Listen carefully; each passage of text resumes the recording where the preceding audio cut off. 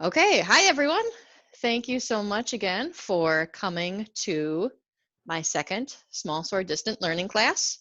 If you haven't already, for right now, just leave the video on voice activated. I'm going to grab my cell phone and we're going to do some close-ups of handwork.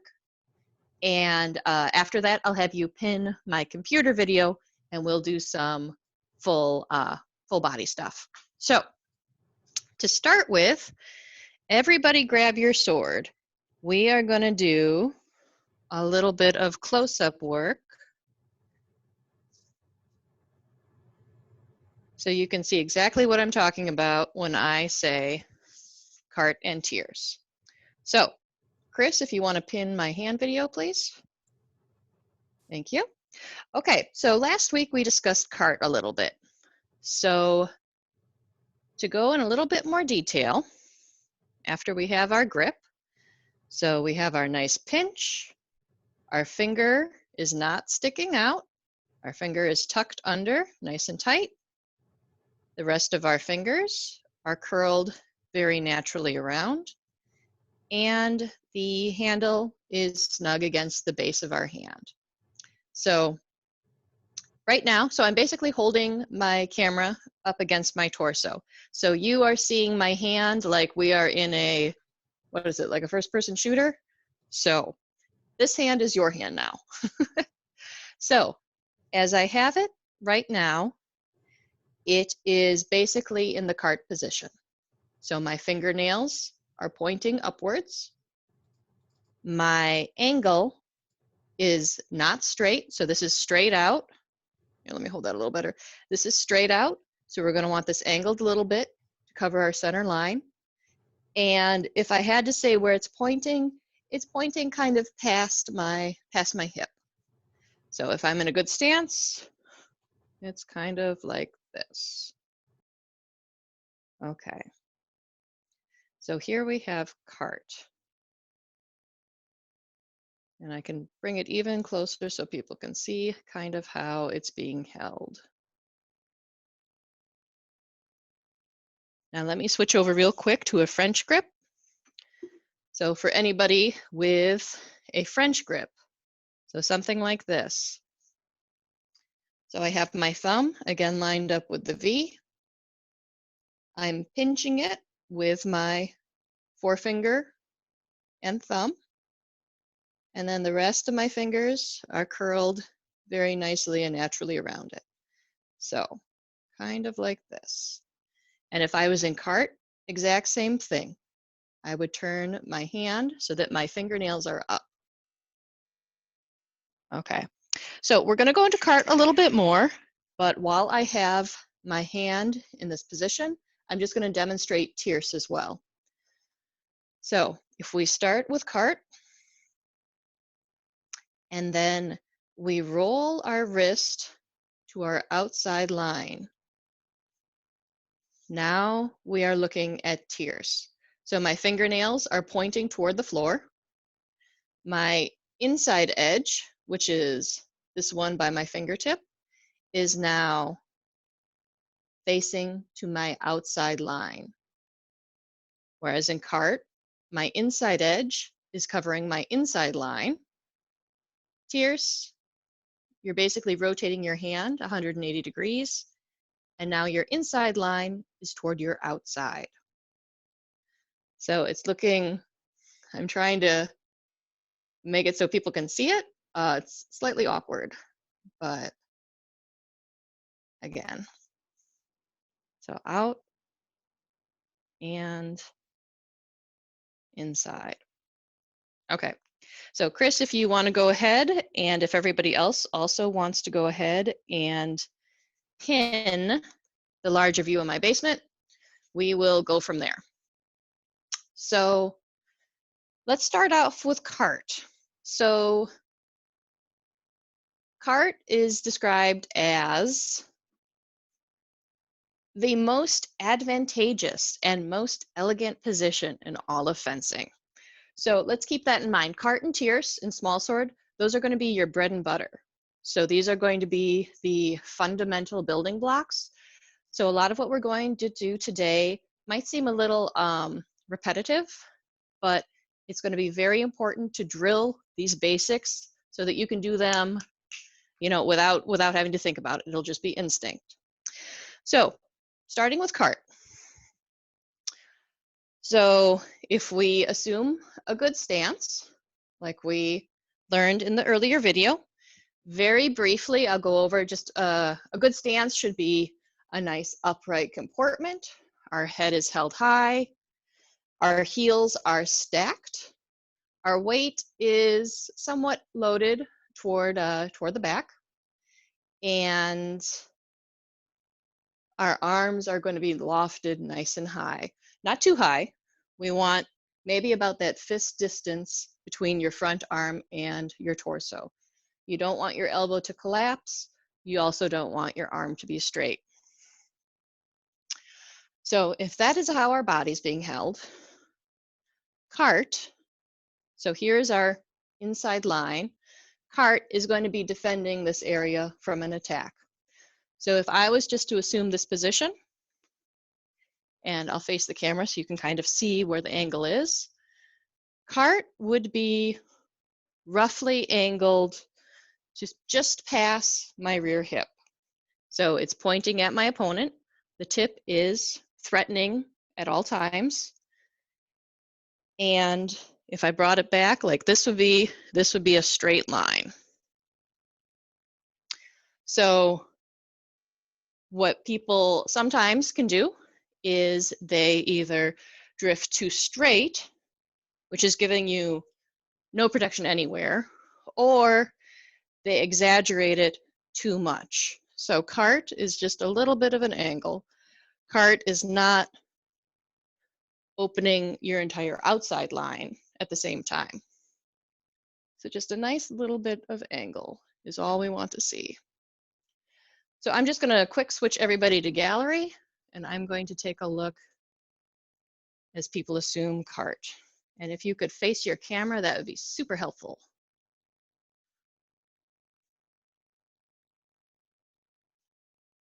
Kevin, looking good. Sky, very nice. Greg, good. Katie, good. Alicia, nice. Bryant, that looks like a long sword, but I'm going to let it slide. Rob, good. Chris, very nice. And Terry, looking good. Okay. So it seems like people have the general gist of the matter. If you have any super pressing questions, you can hop in. But for today, let's try and hold the questions for tomorrow or for the end of class. So if we want to think about how to thrust in carte, and we have our target, we are going to want to keep that position. We're going to want it, so we're going to want to keep that angle. So we're not going to want to straighten out. We're going to want to keep that angle. And we're going to extend our arm. We're going to raise our wrist high, as Angelo says. And as we raise our front wrist up, our back hand should be dropping down at the same time. So as we do that motion, so up and down, think about those bridges. So suspension bridges. One weight goes down, one weight comes up, one side comes up, other side goes down. So as we go up, we're going to want to imagine an imaginary line. So if there was a line coming from my target, coming from where I want to hit, and coming through space, Angelo says it should come to my left temple, so the left temple of my head. So if I lift it up from the center of my target, if I bring it back, it should come to my head. Now, why is that? So as we are preparing for an attack, we also want to make sure that our openings are covered. So when we have our wrist raised like this, so Angelo calls it in opposition, we are protecting this area from, you know, a counterattack. Whereas if we were straight, we would be open over here as well as over here. If we are offset like this, we are at least, protected on one side, even if we are simultaneously open on the other. So now as we do the hand motion, so just if you look at the motion of my rear arm, I'm dropping straight back. It's a very up and down motion. Some other systems are going to teach more like this, so kind of swinging wide. We are going to be up and we're just going to drop. So just the arm motion again, up and drop, and drop, up and drop. So if we go into a little bit more detail, there are specific motions you should be doing with your rear hand. When we're in the cart position, our palm is going to be up basically. So we also want our rear hand to be palm up as well. So it's going to be, you can kind of see my rear hand. It's going to be, let me just switch that real quick. It's going to be palm up. Angelo says fingers close. So that means fingers are together, not that you're making a fist, like not that close, but this close. If we drop it down, it should lay very close to my back leg and just drop it down very naturally. And bring it back up. So let's everybody go to our target. And all we're going to do right now is we're going to practice a little bit of the arm motions. So we're not going to step, we're not going to lunge. So get close enough to your target that in a good stance, you can just touch it. So we're not leaning in to get that nice bend in the blade. That's not what we really need to do right now. All we're doing is practicing the arm portion of this movement. So wrist up, slight extension, should be touching the target, and at the same time, the rear arm should drop.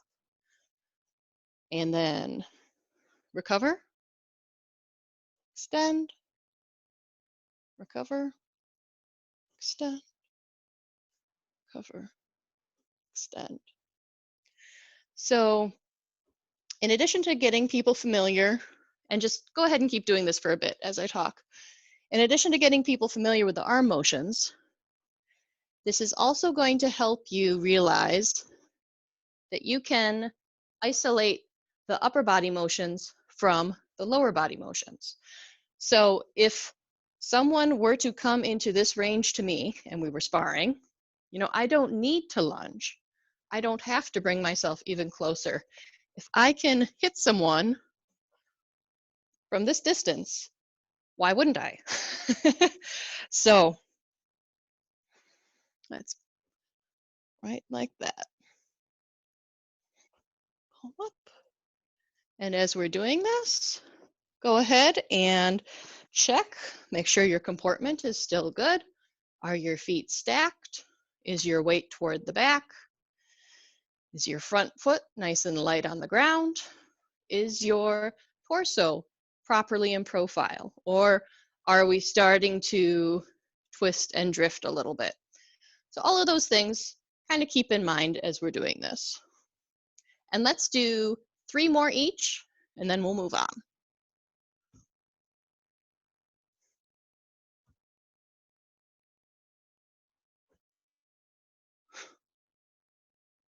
Good. Okay, so let's discuss tierce now.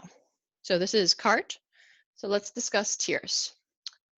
So if I'm facing the camera, so as we saw a little bit before, carte is going to be using our inside edge of the sword to guard our inside line of the body.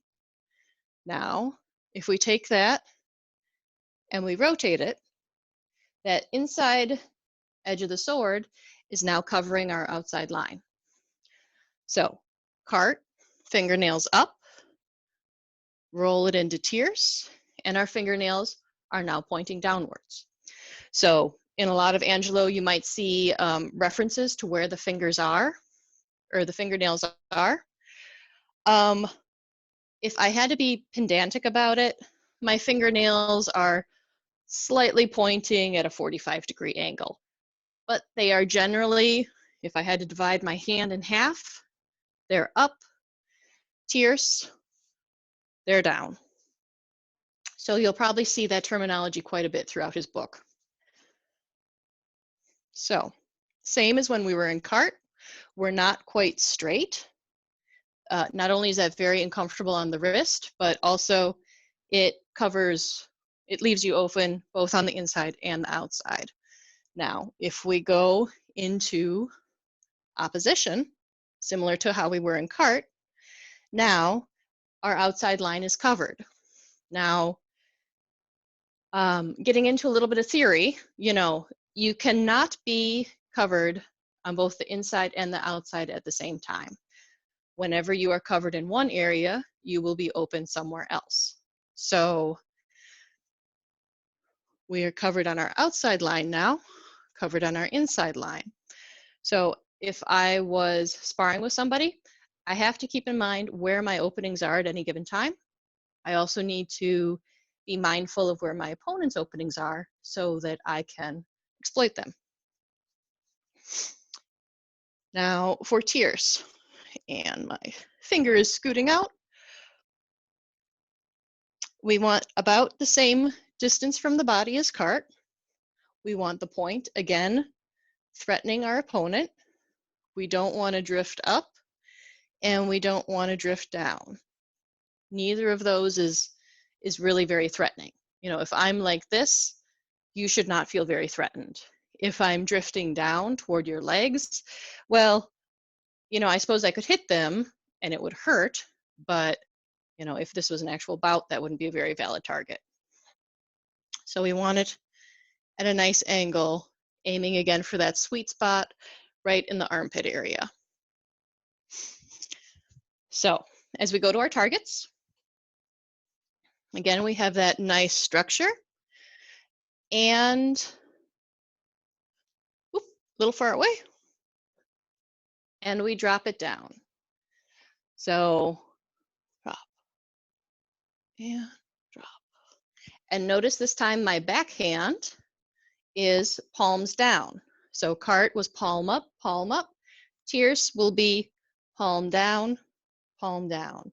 Again, with the fingers together, falling very naturally toward my rear leg. So I'm up, down.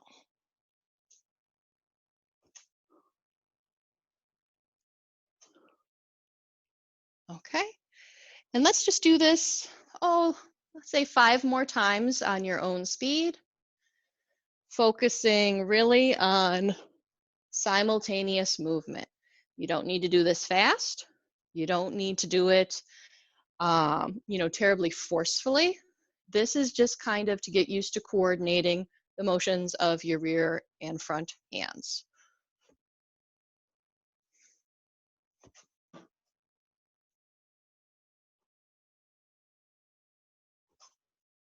Good. Okay, so I'm just going to take a peek at people. If people want to show me a tierce or two. Looking very nice.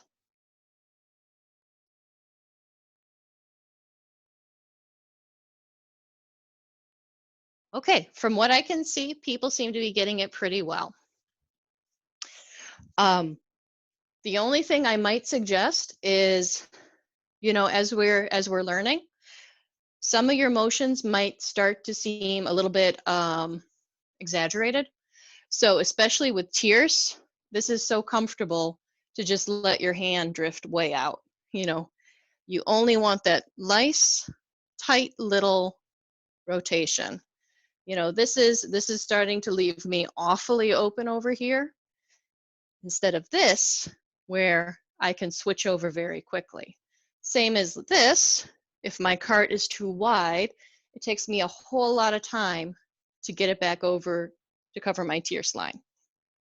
So, small sword, think small motions. So small hand motions, small arm motions, small wrist motions. And as we get better, as you practice more, you'll be able to drill down and kind of, you know, really get precise in your movements. So, going back to the target now, let's go ahead and let's add in a thrust. So we're going to move back to cart now. And we're going to step back a little bit. And let's go through the steps of the thrust again, just to make sure that we're all on the same page. So we're in our good stance. Our rear foot is going to remain nice and flat and solid on the ground. As we start to lean forward, we're going to pick up our front foot, extend your back leg powerfully, nice and straight, and we're going to land such that our knee is still stacked over our heel. Maybe a little bit toward the toe, maybe a little bit back, not too deep, such that you have to kind of hop to get out of, just nice and small for small sword. So out and back. And as we do this, we want to be able to recover to our back weighted stance right away. So if we lunge out, I want to recover so that I can get that heavily back weighted leg right away. It's not so much I lunge, I'm 50-50, I reestablish. It should be back weighted, lunge, back weighted immediately. Again, it'll get better with practice, but that's pretty important to set good habits up right now instead of getting, you know, doing what's maybe a little bit easier. Now, if we add in that back arm when we do this lunge, so let's just do cart for now. So we're in a cart, we lunge, and as I pull myself out of that lunge, I'm going to really forcefully pop my back arm back up. And that is going to help me a lot with the control. It's going to help pull me out of that lunge. And it's going to help me keep from falling back forward. It's going to pull me back up and give me, you know, kind of like holding out your arms on a tightrope. It's going to give you a little bit of balance. So as we move forward, you know, I had an instructor once say he straightened the back leg, picked up the front leg, and just let gravity take over. Basically just fall into that lunge. And if that's how, if that's helpful to think of it that way, by all means do so. So again, then cart thrust. We're doing the arms now. So adding in the arms. So I'm starting to raise and extend, starting to drop my back arm, fully extending the back leg, heel planted on the ground. And at this point, so as all of these motions are happening, when they happen full speed, they're going to look like they're simultaneous. In reality, you want the point of your sword to be hitting just before your feet actually hit the ground. So up, in, up, in. You want to activate your hands. You want to have your point on target, ready to be delivered. And then the lunge brings that point home to your target. What people will find happens if they don't do it in that order. So if you step and then try and thrust, is instead of being online to that target, you are trying to have to hunt and find that target as you are stepping towards it. So 1, 2. 1, 2.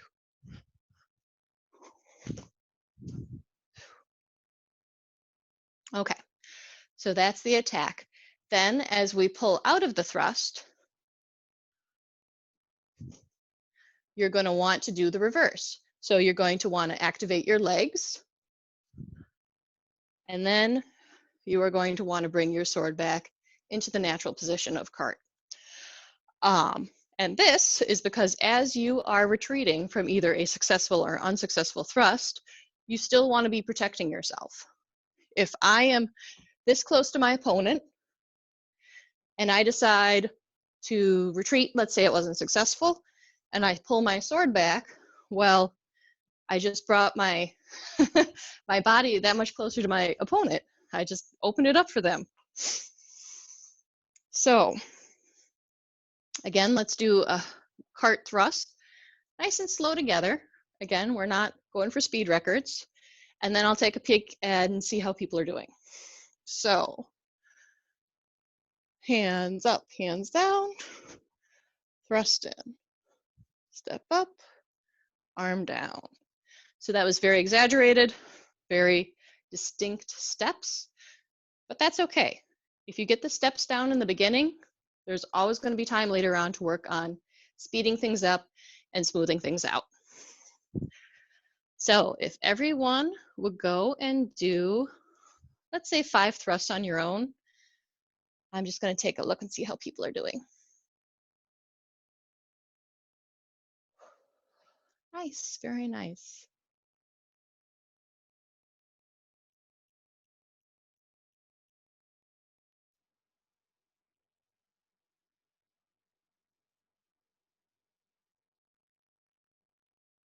Good.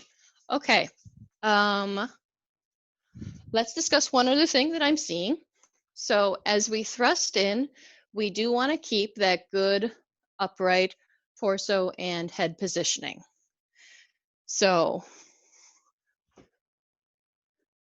my shoulders are still basically stacked above my hips. My head is upright, gazing over my arm at my opponent.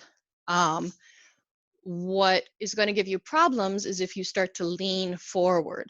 So if instead you start leaning. So a few things, it's going to affect your balance, and you are basically bringing the target area that much closer to your opponent.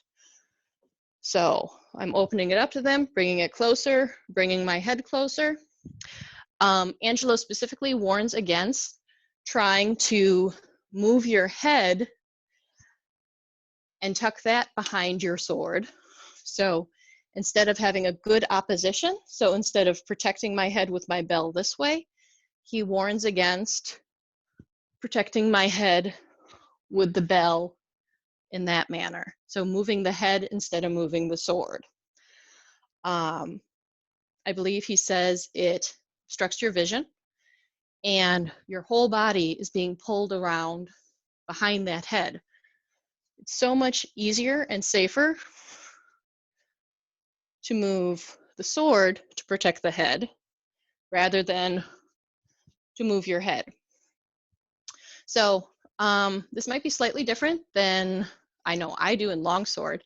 I really do try and move my entire upper body such that it's protected by the cross pieces. This is going to be a little bit different, so might want to keep an eye on that one. Okay, but otherwise that looked real good. So now let's move on and let's start doing some thrusts and tierce. So same stance, same arm position, same torso, same head. And we're in the nice tierce position, just like this. And we're going to activate our body parts in the exact same manner. So we're going to have arms. My point is nice and on target. I'm going to bring it home. I'm going to retreat or recover. and I'm going to resume the Guard of Tierce. So one more time, nice and slow. Arms, legs, arms.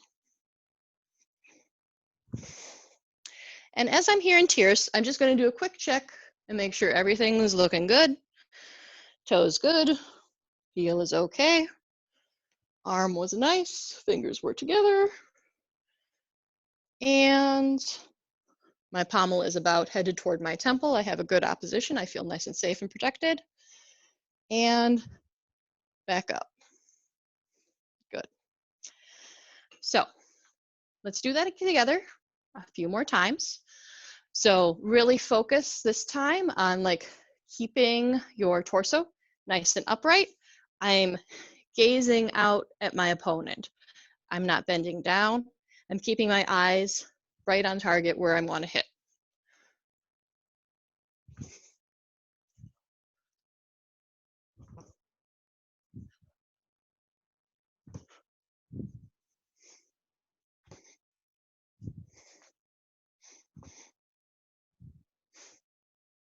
Okay.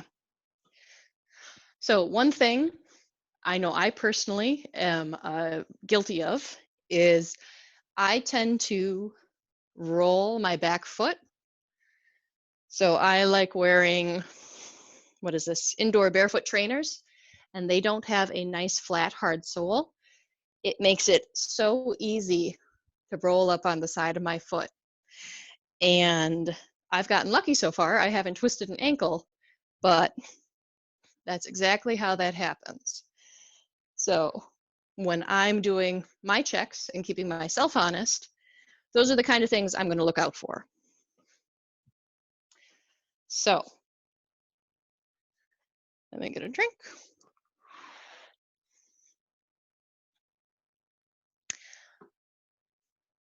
Okay, so we've done thrusting without lunges. We've done thrusting with lunges. Now, if you have the space in your area, let's start to add some movement in there. You don't want to like 1, 2, 3, like a metronome. It's very easy to fall into a rhythm. And when you have a rhythm, you're not really, I don't want to say getting lazy or sloppy, but it's just much, much easier to do that. So we're going to step out of range. We are going to advance in range. We're going to lunge, and then we're going to retreat properly. So, you know, Dune, walk without rhythm. So we're going to be doing the same thing. So instead of advance, thrust, retreat, advance, thrust, retreat, I'm going to be calling out whether you're going to advance or retreat. So we're going to get some footwork in tonight. And then I'm going to be calling out whether we're going to be in a cart or a tierce position.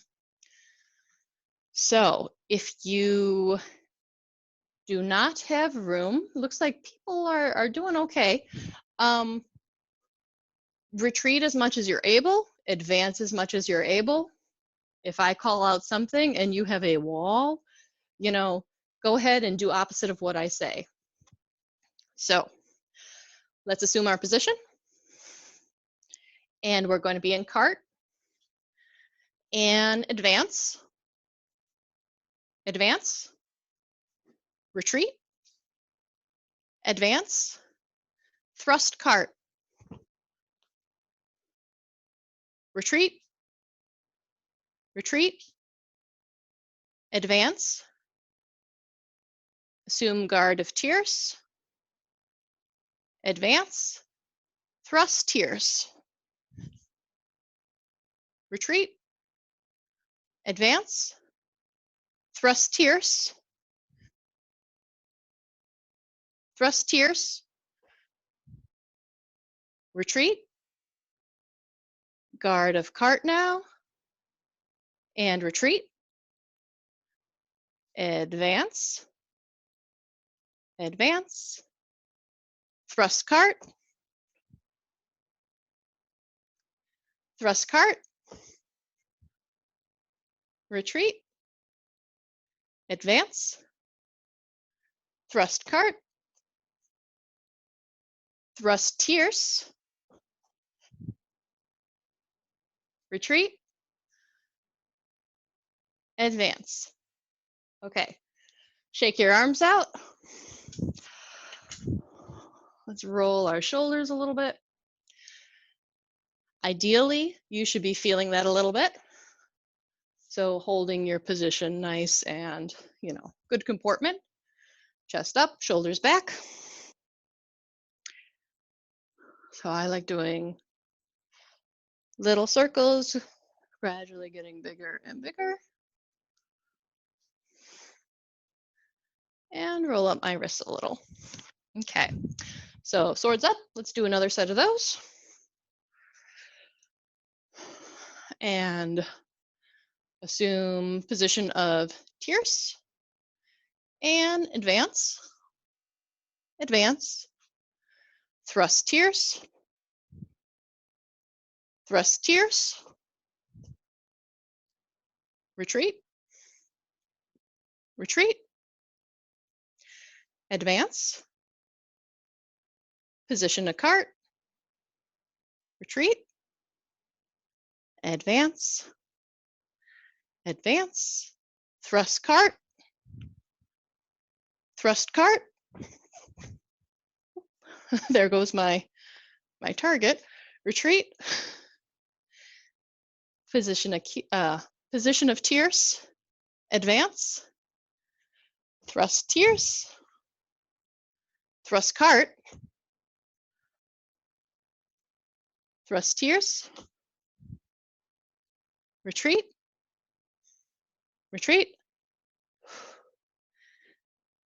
advance, advance, thrust tierce, retreat, and retreat. Good. And shake out your arms a little bit.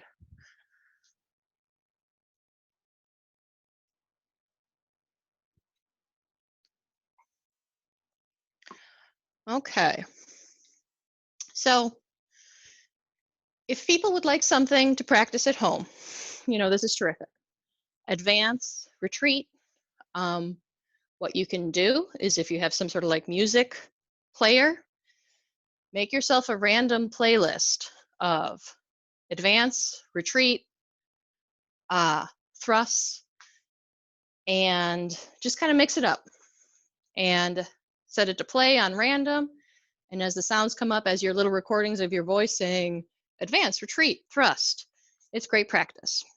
Another thing you can do is decide one thing that you're going to focus on. So as you're practicing your thrusts, divide all the different moving parts into, different sessions. So if I was going to thrust, I might say, this time I'm going to focus entirely on my waist down. So my back leg only, my foot only, making sure I'm stepping with my toe forward instead of turning in and collapsing. And kind of let the rest of it not go completely, but that's not where the focus is. So you can also focus then on your upper body. So making sure that you're activating your arm, forward arm first, leading with the hand rather than with the movement of the body. Some other things you can break it up to are also going to be your wrist positions. So are you having that nice offset? Good. Are your hands matched as you go from tierce to cart? So when you break it down like that and you give each part a lot of attention, you are mindfully practicing all these different moving pieces. So then when you bring them all together at the end, hopefully, in theory, everything should mix up much nicer rather than if you try to concentrate on 7 different things all the time, all at once. Now, everybody learns differently, so do what works for you. Let's see. We have a little bit of time left, so I am going to show you one other drill that Angelo actually specifically recommends. So he calls this the method and effectual means to render a fencer active and firm on their legs, and to show him how to recover after the delivery of a thrust, either carte or tierce. So,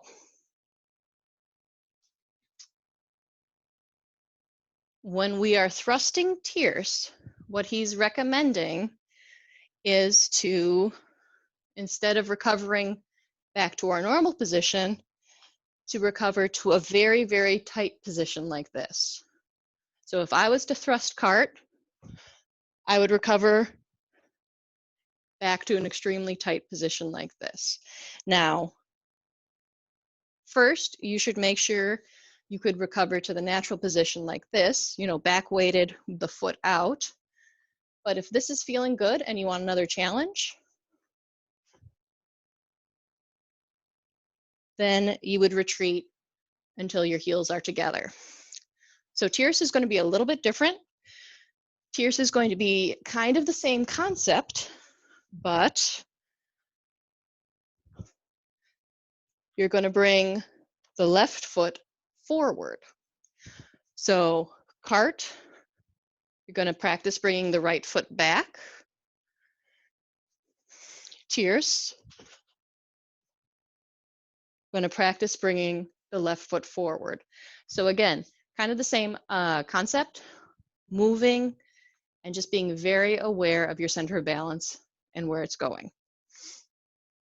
So that will be a good way to render you active and firm on your legs.